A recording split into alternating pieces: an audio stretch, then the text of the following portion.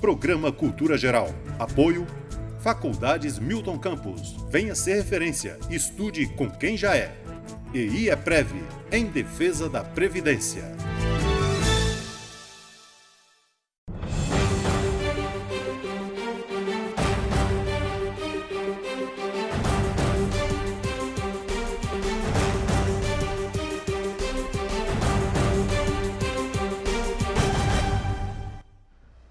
Muito boa tarde, começando agora mais um programa Cultura Geral, e hoje a gente vai tratar do tema, como foi chamado, como eu fiz a chamada no flyerzinho.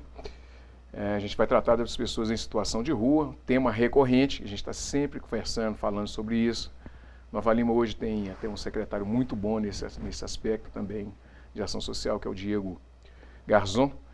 E hoje eu trouxe aqui para a gente poder bater esse papo, trocar essa ideia, minha amiga Letícia Godinho, né, minha amiga de faculdade, de luta, né, essa é uma pessoa que está sempre batalhando assim, para que as pessoas tenham respeitado os seus direitos, né, e principalmente as pessoas em situação de rua. Muito amiga do Samuel, que é um cara também que também viveu essa situação, saiu dessa situação, mas não parou de militar nessa seara.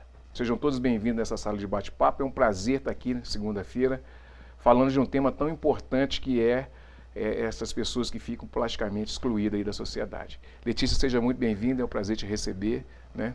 Trabalhando demais, né? Até que enfim nós conseguimos fazer esse programa, demais. Né? Obrigada pelo convite, Betão, pela segunda vez, falar sobre esse tema tão importante. Sem sombra de dúvida. E outra coisa que eu quero tratar com você também é essa situação da mulher, né? Que a gente está vivendo aí, um movimento tão brusco assim de ataque, né? As mulheres e tudo, e com esse negócio da Copa do Mundo ficou assim um pouco mais evidente por estar na Rússia, né? Então, é uma violência atrás da outra, né, Letícia? Tá difícil ser mulher no mundo todo, né? No mundo inteiro, né? Tá difícil ficar defendendo o óbvio, né? Letícia, vamos começar esse bate-papo? O que é uma pessoa em situação de rua e como é que é a situação dessa pessoa que se encontra na rua? Então, as pessoas em situação de rua são um fenômeno, né? Heterogêneo, são compostos de variados tipos de pessoas que vivem, se estabelecem e trabalham nas ruas, tiram sustento muitas vezes na rua, mas a principal característica, né, dormir, se estabelecer, ter a rua como um lugar de residência, de habitação, que não é o adequado. Essas pessoas hoje vivem são hipervulneráveis, né, o que a gente chama no direito de hipervulneráveis, aquelas que mais necessitam no Estado.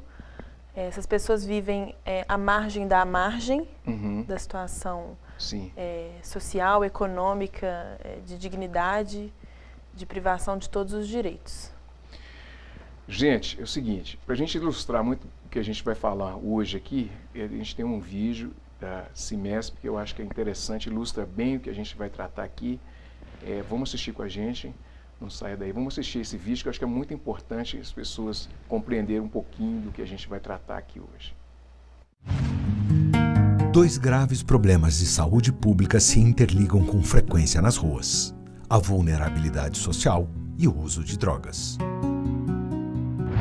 O trabalho com a rua, né, exige, acho que a princípio não julgar, né? Acho que são pessoas que chegaram nessa situação por algum motivo. E não cabe a gente, assim, julgar, mas tentar entender qual que é a dinâmica dessa pessoa e a partir dessa dinâmica, né, com o vínculo e construindo propostas.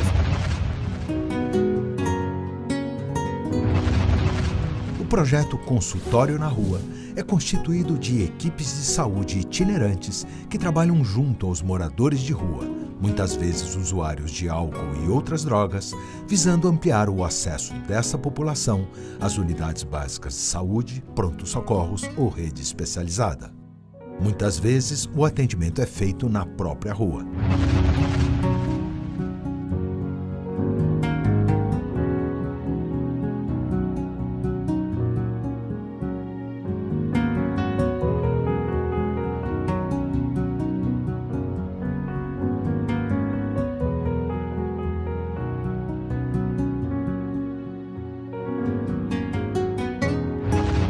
consultório na rua, ele atende a população que está em situação de rua. E eu fui uma paciente do consultório na rua, por isso que eu estou aqui hoje.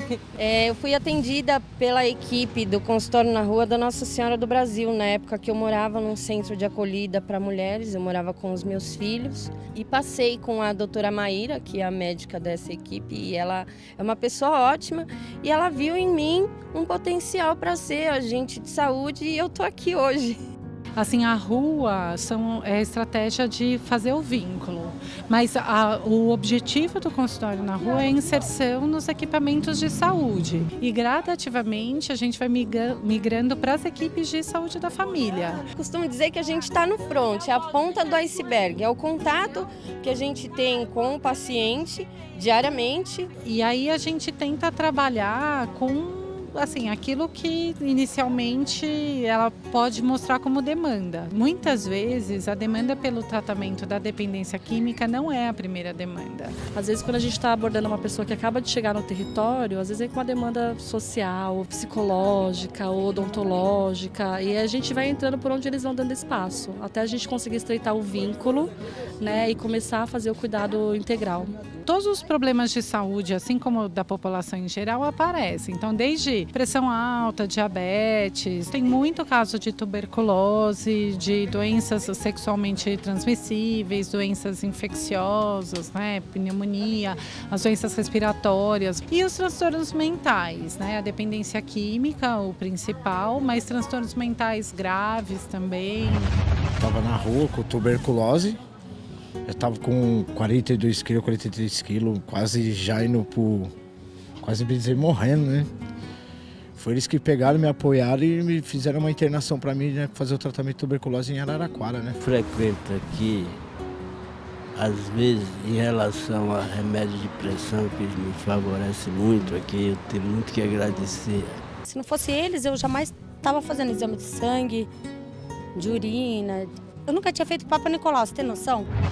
O psicólogo, assistente social, a enfermeira tem papéis estratégicos, assim. Às vezes a gente precisa fazer ações que envolvem o pronto-socorro, o SAMU, um hospital de retaguarda. Toda essa articulação só pode ser feita, né, tendo esses outros profissionais. Eu falo assim, tenho que agradecer muito eles, viu? Se não fosse eles, acho que eu nem estaria aqui no momento, sabia? Falar a verdade. Tem uma coisa que eu gosto quando eles fazem o dia da diva. Eles fazem a gente se sentir mulher de verdade, porque eles maquiam a gente, arrumam a gente, traz roupa e arruma a gente. É a atenção que existe com essas pessoas que estão em situação de rua, que elas precisam muito de um contato próximo e humanizado. E o consultório na rua é justamente o ponto alto da humanização do SUS. Eu acho que quando a gente faz uma troca e a equipe tem uma relação com eles, não uma relação médico-paciente ou enfermeiro-paciente, mas uma relação de igual para igual. Quando a gente trata a pessoa de igual para igual, a gente consegue outros ganhos, né? Consegue que eles vinculem ao tratamento, conseguem acreditar no que a gente propõe. Então, eu acho que humanizar é poder perceber o momento do outro, né? Poder, assim, entrar em contato, poder olhar na cara do outro e falar calma, assim, né? E aí, às vezes, esse olhar já é o suficiente, né?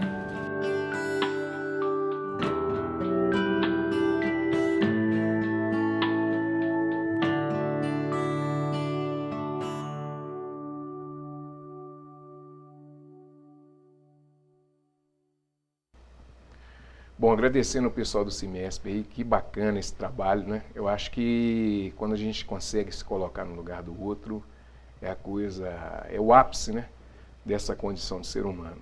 Letícia, eu quis muito colocar esse vídeo, foi que eu consegui escolher assim para colocar e agradecer o pessoal mais uma vez, porque ele retrata o que é tratar o morador de rua, a pessoa que vive na rua com um pouco de dignidade. Eu acho que isso a gente até emociona quando a gente vê o vídeo e tudo.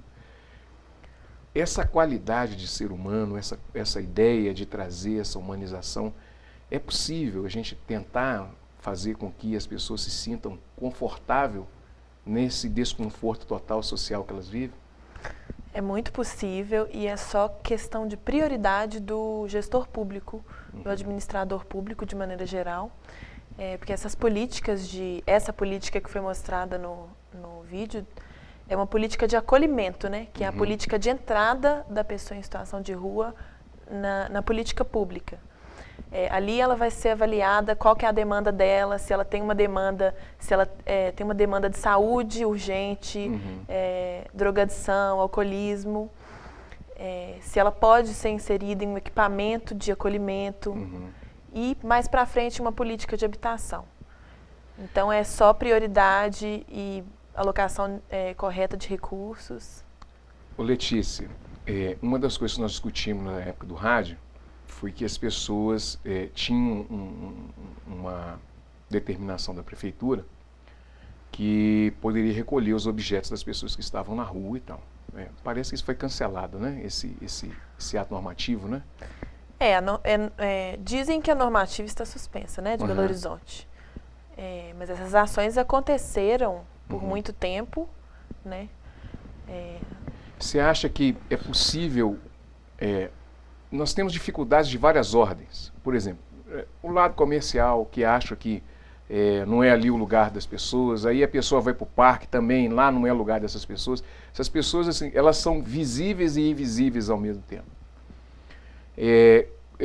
Tratar essas pessoas com dignidade, será que dá muito trabalho? Será que é possível que a gente como sociedade, seja o empresário, seja as pessoas que transitam por ali, será que seria possível tentar se colocar no lugar daquela outra pessoa e falar, olha, não podemos estabelecer aqui um vínculo ou podemos estabelecer aqui uma forma de carinho e de acolhimento com mais humanidade?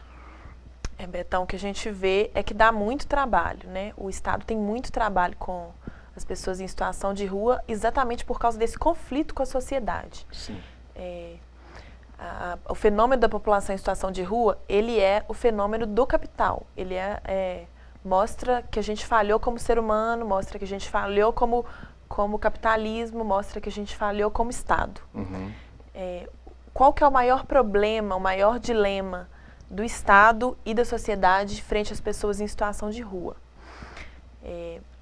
A vivência das pessoas em situação de rua traz muitos objetos da cidade, traz odores da cidade, né? Porque essas pessoas são privadas de higiene, de saúde, né?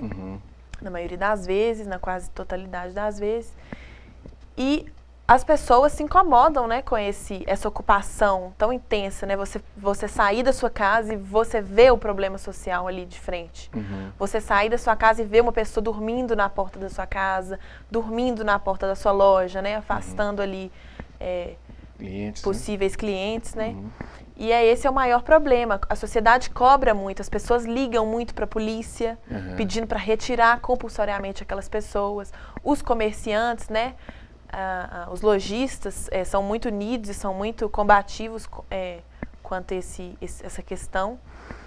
E é um dilema, né? Porque você não pode compulsoriamente, né? As pessoas têm direito de ir, vir e permanecer. Esse direito é garantido constitucionalmente, assim como tantos outros, né? Que não são...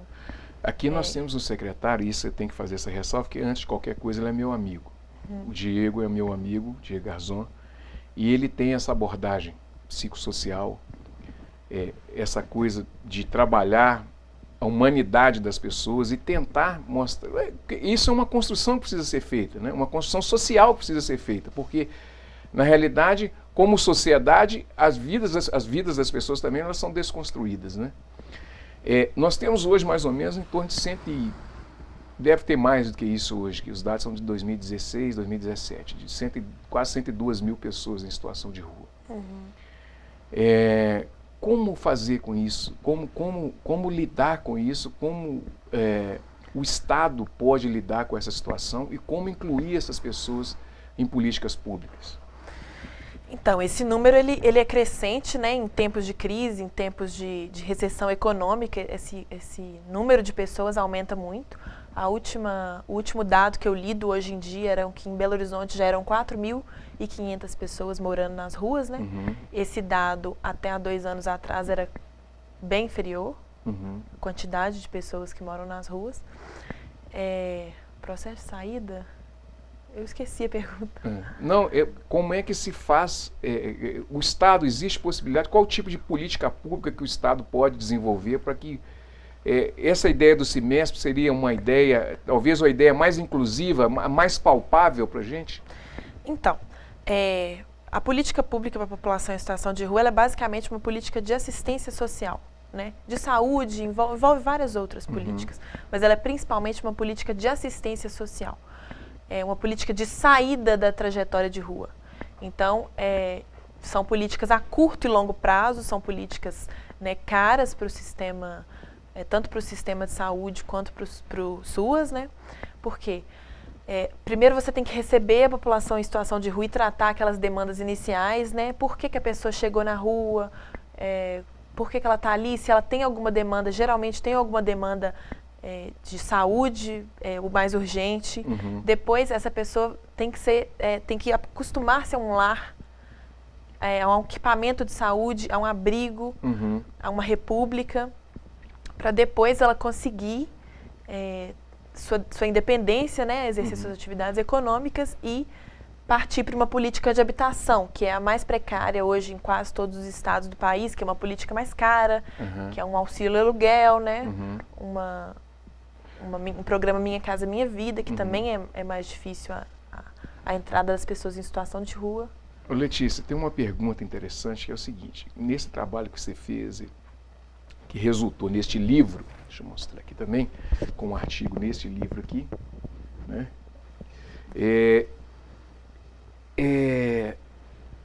Vocês chegaram a abordar alguma coisa dentro da psicologia com relação ao comportamento dessas pessoas, o que leva essas pessoas, o que a maioria das vezes essas pessoas elas acabam por estar ali na rua, de escolher isso, porque tem pessoas que, por exemplo, não só por medo de perder o vínculo familiar, né? Aquela pessoa que veio do interior, né? E chega e não tem como ficar com a família inteira no abrigo, então acaba perdendo o vínculo familiar, se estiver menor e tudo. Queria que você explicasse um pouquinho, se fosse possível. E outra coisa é a questão psicológica mesmo da pessoa, ela querer viver fora do sistema. Ela falou assim, eu não quero mais. E aquela pessoa que não consegue entrar dentro do sistema. E essas pessoas estão todas misturadas ali. E ele fica à mercê de drogas, de um monte de coisas, de ilegalidades, de doenças, de um monte de coisas que a gente não faz nem ideia do mundo que essas pessoas vivem, assim. A gente fica aqui no nosso conforto das nossas casas, aqui no estúdio, a gente conversando aqui, a gente não tem nem noção do que é de fato o que essas pessoas vivem. Voltando à pergunta lá no início, para você não perder, os aspectos psicológicos que levaram essas pessoas, vocês chegaram a trabalhar isso também? Então, esse livro é uma doutrina jurídica, né? Sim. O que a gente vê aqui na psicologia, na saúde, tem muito material, tem muita etnografia, tem muito estudo de caso, e que o direito é muito carente de literatura sobre a população em situação de rua. Então, essa doutrina ela é eminentemente jurídica. Mas, lógico que a gente aborda aspectos, né? Tem vários autores que abordam aspectos psicológicos. Não tem como, né? Porque o processo de chegada nas ruas, ele é eminentemente psicológico, né? Psicossocial. Ele se dá principalmente pelo rompimento de vínculos. Sejam eles familiares, de emprego, principalmente familiares, né? O que a gente vê é principalmente familiares. Não são, como as pessoas pensam, alcoolismo, droga. Geralmente isso é uma consequência da vida nas ruas, né? Mas isso geralmente essa entrada se dá pelo rompimento de algum vínculo, rompimento brusco de algum vínculo. Como é que é essa situação, por exemplo, a pessoa que vem do interior e ela procura um abrigo, chega no abrigo, ela tem filhos menores e aí para ela ficar no abrigo, os filhos têm que ir para outro lugar, ela também tem, e ela prefere ficar na rua, ou para não quebrar esse vínculo. Explica um pouquinho como que é isso. Então, quando a pessoa chega do interior, ela é um migrante, né? Ela é considerada migrante até 3 meses, estabelecida em outra cidade que não é a dela, e depois ela passa a ser população em situação de rua. Aí tem acolhimento do migrante, que é diferente, né? População em situação de rua não pode se estabelecer no abrigo do migrante, porque consideram 2 públicos diferentes para a política pública. Esse é um problema muito grande da política de repúblicas e abrigos, né? É que ela é geralmente separada por sexo, por idade. Tem repúblicas familiares, mas as vagas são muito escassas, né? A república familiar é mais cara, ela exige uma segurança maior. Geralmente os abrigos municipais, eles são... a segurança é garantida pela guarda municipal.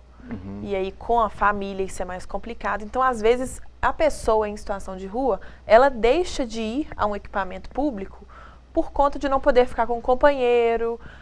Às vezes o companheiro até do mesmo sexo, mas às vezes, né, não é bem recebido, não poder ficar com filho pequeno, com família, enfim. Essa questão do filho, ele é retirado da pessoa assim, e colocado no outro abrigo, colocado num... Como é que é esse processo? Você sabe como é que funciona? Então, esse processo é muito difícil. Ele, em Belo Horizonte, a gente teve uma recomendação 5 e 6 do Ministério Público, que foi uma recomendação assim, muito criticada e muito cruel. Mas ela tem os dois lados, né, que a gente tem que olhar, o lado do direito da criança também. Na maternidade, a própria maternidade já era orientada a reter a criança e a não deixar a mãe ter contato, amamentar, entendeu? Contatos assim, iniciais de Isso de uma mãe. Pessoa que já está em situação de rua. Isso, que está em situação de rua e ainda não, né, conseguiu sair nas ruas durante o período de gestação. E isso era muito trágico, né, para as mães. A pessoa já está fragilizada, já tem algum componente ali agravante e aí tem a retirada do filho. E essa criança já era automaticamente encaminhada para o processo de adoção. Então, compulsório, era compulsório. Era compulsório. E muitas mães procuravam a Defensoria Pública, né, da criança e do adolescente, para poder ter os filhos de volta, né? Só que essas recomendações também foram suspensas, mas a gente sabe que esse procedimento ainda é adotado. Ainda é adotado. Ainda é adotado. Não é fácil, hein? Agora, como que a gente como sociedade, eu, você, as pessoas, se tiver uma receita, não tem uma receita de bolo, mas como é que deveria ser o nosso comportamento e a nossa visão com relação a essas pessoas que estão em situação de rua? Porque a gente não quer ver, né? A gente não quer ver, a gente não, sabe, a gente quer passar direto, aquilo, sabe? Como que a gente pode trabalhar isso na nossa cabeça? Como que a gente pode ajudar essas pessoas e até nos ajudarmos também, né? Porque o que mais importa é o nosso olhar para outra pessoa. Como que a gente consegue fazer isso, Letícia? Você que esteve muito próximo disso, trabalhou muito tempo com isso. Pois é, a gente não quer ver porque é uma realidade muito difícil, né, de ser vista, de ser enxergada, de você reconhecer seus privilégios e a completa ausência de privilégios do outro, né? Mas eu acho que o principal é você ouvir o que aquela pessoa tem a dizer, né, dar voz.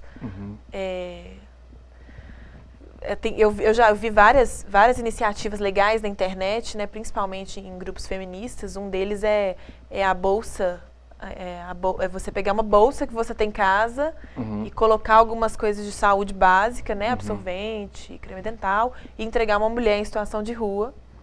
Isso eu achei muito interessante. Mas o principal eu acho que é dar voz, ouvir o que aquela pessoa tem a dizer. Muitas vezes essas pessoas não têm, né, alguém para ouvi-la, mesmo que seja o mínimo durante o dia. A gente geralmente passa correndo, ou geralmente a gente encontra com essas pessoas nos nossos momentos de lazer, né? Então, o cobrar do seu representante é o ideal, né? É aquilo que a gente deveria fazer em todas as esferas da nossa vida pública e social. Mas eu acho que como pessoa, como ser humano, se a gente quer se engrandecer, eu acho que é ouvir no outro, né? Qualquer um. Eu lembro que você falou comigo uma vez que o papelão é o melhor isolante térmico para as pessoas em situação de rua.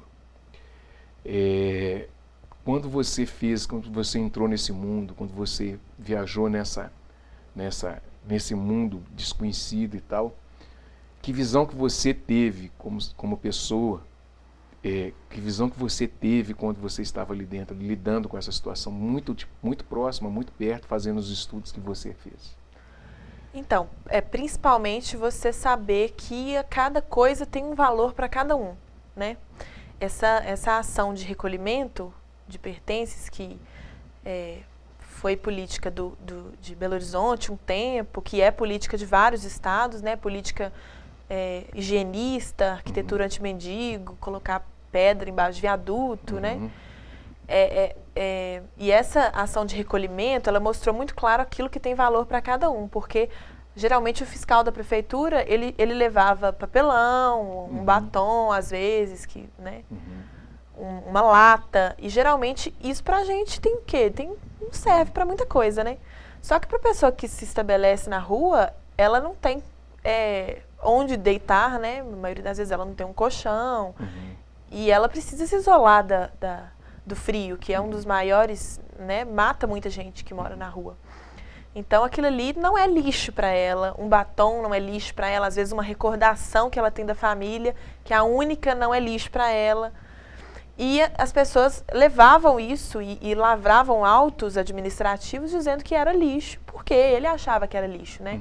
É uma coisa completamente subjetiva.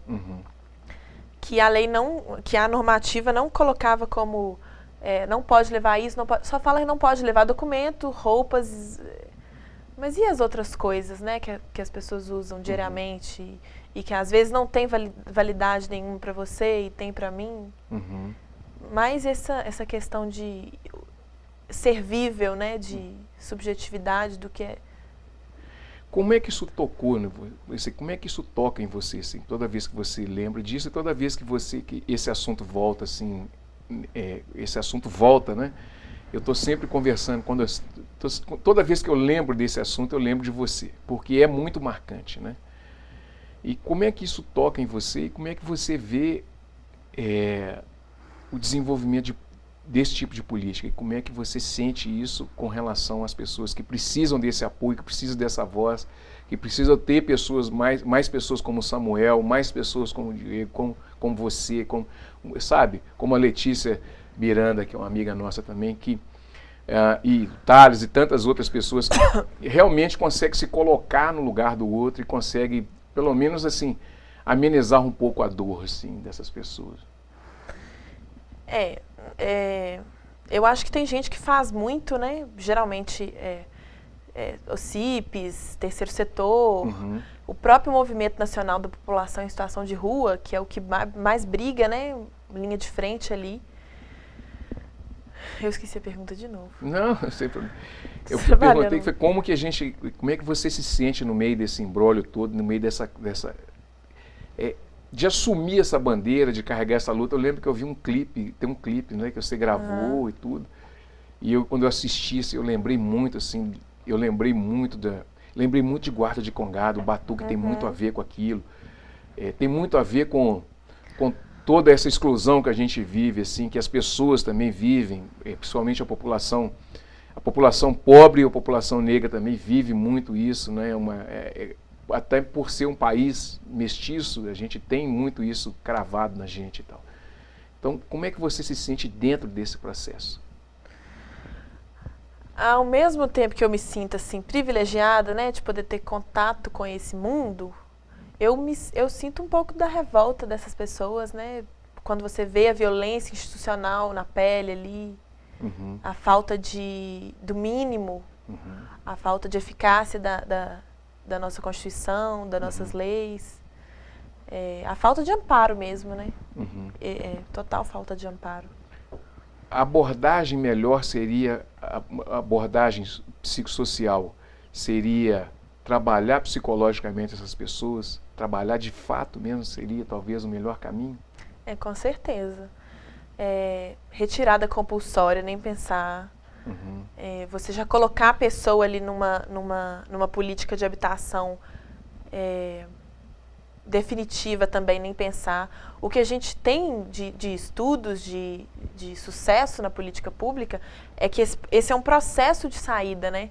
Muitas pessoas que vão direto, de forma brusca, para uma habitação, elas às vezes não conseguem dormir dentro do teto, né? Debaixo do teto. Porque você viveu ali vários anos, né? Olhando para as estrelas. E você entrar numa casa é um processo de saída, né? Uhum. É um outro universo. Seria um outro universo. Seria. Bom, deixa eu fazer um intervalinho. Vou fazer um intervalo, daqui a pouquinho a gente volta e eu vou falar com a Letícia quando a gente voltar sobre essa situação que as mulheres têm vivido. Principalmente, isso está ficando bem claro agora na Copa do Mundo, assim, né? Essa coisa do assédio. Né? Daqui a pouquinho a gente está de volta com mais Cultura Geral.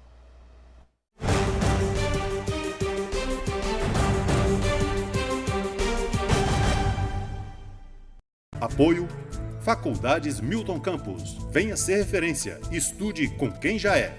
EI é Prev, em defesa da Previdência.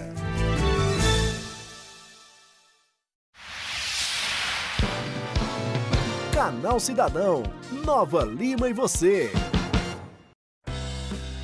A Prefeitura disponibiliza caçambas para o depósito de resíduos volumosos em lugares onde há maior incidência de descarte irregular. Mas as caçambas estão sendo incendiadas com a prática de vandalismo. Essas caçambas elas são dispostas em alguns pontos fixos no município para que a população descarte tanto os resíduos da construção civil como resíduos de pequenos volumes. Mas, infelizmente, com algumas atitudes de algumas pessoas, essas caçambas elas vêm sendo queimadas, com isso prejudica tanto a população como gera despesas ao município.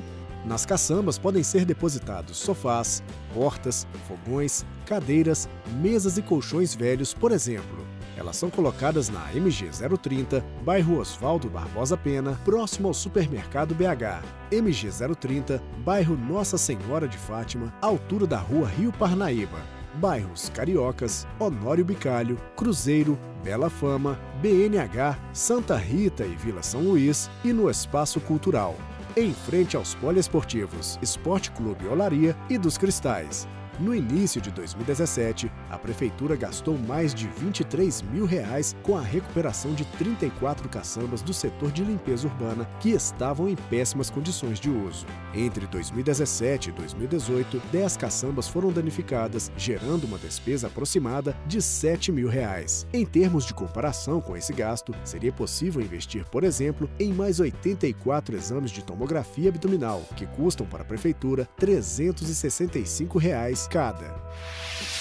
Fala, cidadão! As caçambas queimadas é muito ruim, sim, prejudica muito porque a gente fica sem lugar para estar jogando os lixos e muitas pessoas acabam jogando o lixo na rua, atrapalhando o ambiente. Ao perceber o descarte irregular de lixo, entulho e móveis velhos, denuncie 3541-4390. Saiba mais sobre as ações da Prefeitura em nosso site www.novalima.mg.gov.br, nas redes sociais Prefeitura de Nova Lima Oficial e no jornal A Cidade.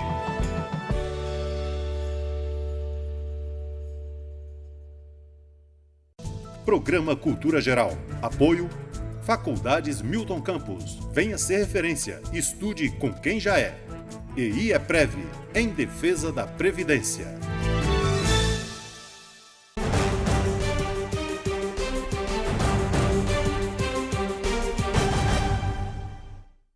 Bom, de volta com a Cultura Geral. Letícia, deixa eu rolar uma bola direto. Como é que você está vendo essa situação das mulheres, por exemplo? Esse assédio, essa coisa toda. A gente está vivendo um momento tão esquisito, né? Um momento assim tão... Parece que a gente está voltando no tempo, né? No mundo inteiro a gente está voltando no tempo. Nós pegamos agora as crianças no México sendo separadas dos pais, aquela coisa toda. Assim, uma coisa assim, parece, sabe, uma coisa meio surreal, assim. A gente não está... Parece que a gente está voltando no tempo, assim. Ao mesmo tempo que a gente está evoluindo em alguns aspectos, a gente está retrocedendo bruscamente em outros e tal. Como é que você tem visto tudo isso, assim? E essa coisificação ainda da mulher ainda? São violações de todos os lados, né? Todos os lados dos direitos humanos. Essa questão da mulher, eu acho que a gente acha que está avançando e aí sempre aparece alguma coisa, né? Uhum. Mas é uma questão cultural, né? Uma questão agora, de formação? Mas o país em si, que cedia os Jogos, a Copa do Mundo, é um país de tradições. É um país que homossexuais não podem ter contato íntimo, né? Uhum. O próprio presidente pediu nos jogos para não ter esse contato íntimo. A gente já espera que esse tipo de de país seja mais machista, né? Seja mais conservador. Deixa eu te perguntar uma coisa. Como é que você tem visto essa questão, por exemplo, no Brasil, assim? Você acha que a gente está melhorando, a gente está evoluindo? Você acha que as mulheres têm tido mais respeito? Como é que você tem visto toda essa situação? Eu estou aproveitando porque eu acho que é interessante ter... Essa conversa não pode ser assim, uma conversa de Semana da Mulher. Essa é uma conversa constante, tem que ser uma coisa natural, sabe? E essa coisa também assim, da mulher ter essa autodefinição, assim, olha, não tem que ficar... às vezes a própria mulher acha que esse discurso todo é de vitimização e tal, quando na realidade não é, né? Eu ouço muito isso por aí, quando falam, por exemplo, das minorias, que na realidade as minorias representam a maioria das pessoas, mas elas, às vezes a própria pessoa ela não se enxerga. Às vezes a pessoa, por exemplo, tem todos os traços indígenas, ela é uma índia, ou um índio, ou é um negro, ou é, sei lá, sabe? Mas ela não se enxerga como tal, e aí ela acha que defender isso é uma bobagem, né? Como fazer com que a pessoa tenha esse sentido de pertencimento, que a mulher não precisa passar por isso, que ela pertence a esse mundo, que na realidade ela precisa ser respeitada, assim como todas as outras, né? Nós tivemos aqui a Duda Salabert, que é uma transexual. Então eu estou sempre falando isso aqui porque eu acho que essa voz da diversidade tem que sempre ecoar, né? Então como se sentir pertencente a esse mundo e entender que isso não é normal, isso não é natural. Então, apesar de tudo, eu acho que a gente tem evoluído a passos curtos, né? Muitas coisas não são mais aceitas, muitas coisas são condenáveis. Os próprios homens condenam, né? Piadinha machista já não é tão mais aceita no boteco. As mulheres estão brigando por salários iguais, né? Coisa que deveria ser óbvia, né? Mas que não é tão óbvia. Essa sensação de pertencimento que você diz é empatia, né? Se colocar no lugar da outra. Mas o que eu vejo é muita mulher dizendo que a gente... Papo da década da nossa avó, né? Dizendo que a gente tem que... Nós já temos direitos, que a gente tem que dar graças a Deus que a gente pode ter filho, que a gente... sabe esse papo de... Eu vi muita blogueira fazendo esse tipo de texto no Dia da Mulher. O que me espantou, assim, porque a gente vive um pouco numa bolha, né? Eu, por exemplo, eu tenho amigos que praticamente só pensam assim, né? O nosso grupo de faculdade. Mas quando a gente encontra alguém que tem esse tipo de posicionamento, eu tenho alguns colegas de trabalho que têm esse tipo de posicionamento, eu tenho alguns colegas distantes que eu vejo que tem essa resistência quanto a direitos da mulher, né? Eu acho que é só ver a mulher como ser humano que ela é, como detentora de direitos, assim como dos homens, né? De voz, de participação política. Nós somos a maioria das eleitoras do país, né? Hoje nós exercemos vários cargos de chefia, a grande maioria até, né? Na maioria das empresas. Então, assim, eu acho que é a falta de empatia como um todo, né? Geralmente quem tem esse discurso esse discurso machista, esse discurso conservador, geralmente tem em outras áreas também, né? Comportamentos homofóbicos, etc. Tem duas perguntas. A primeira, duas perguntas espinhosas, né? A primeira é a transexualidade. Como é que você vê a transexualidade? Como é que você relaciona com essa possibilidade? E como você entende todo esse universo novo, nessa modernidade líquida que a gente tem vivido? Então, eu não sou feminista radical e acho feminismo radical assim, abominável. Eu acredito que não se nasce mulher, né? Se torna mulher.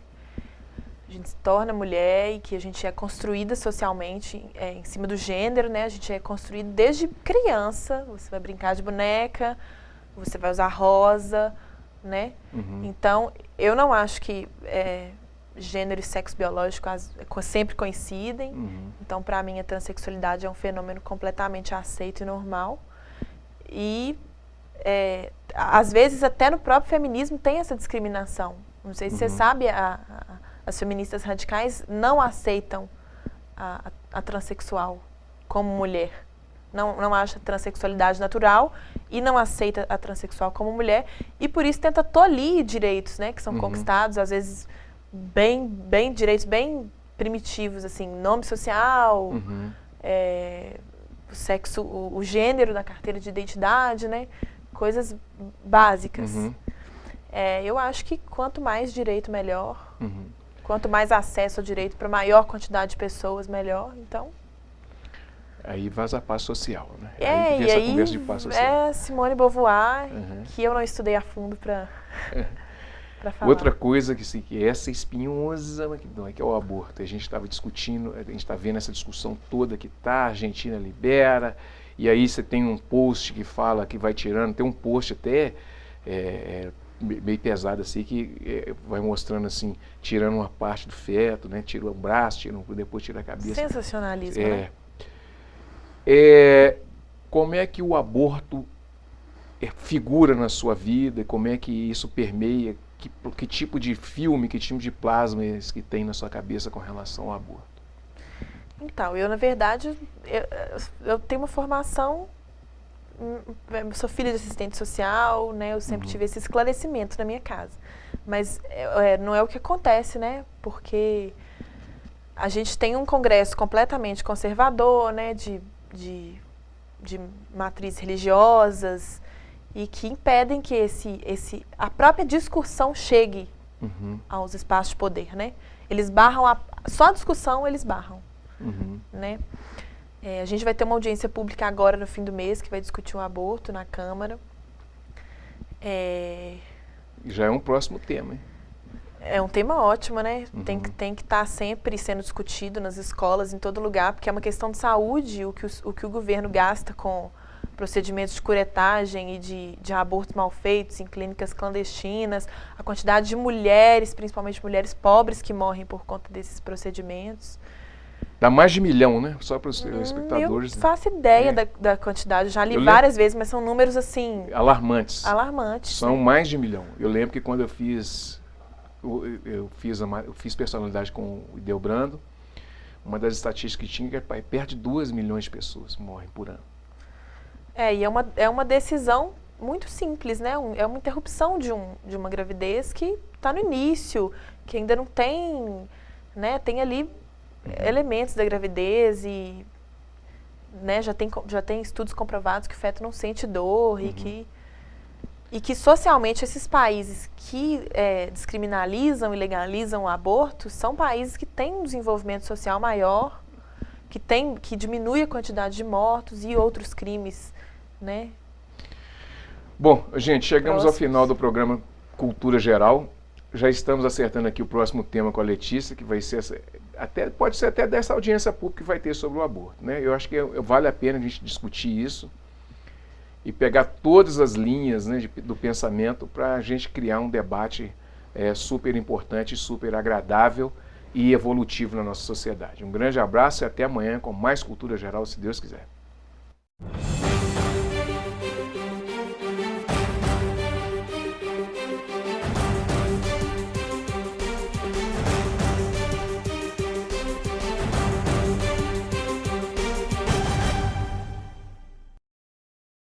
Programa Cultura Geral. Apoio Faculdades Milton Campos. Venha ser referência. Estude com quem já é. EI é Prev, em defesa da Previdência.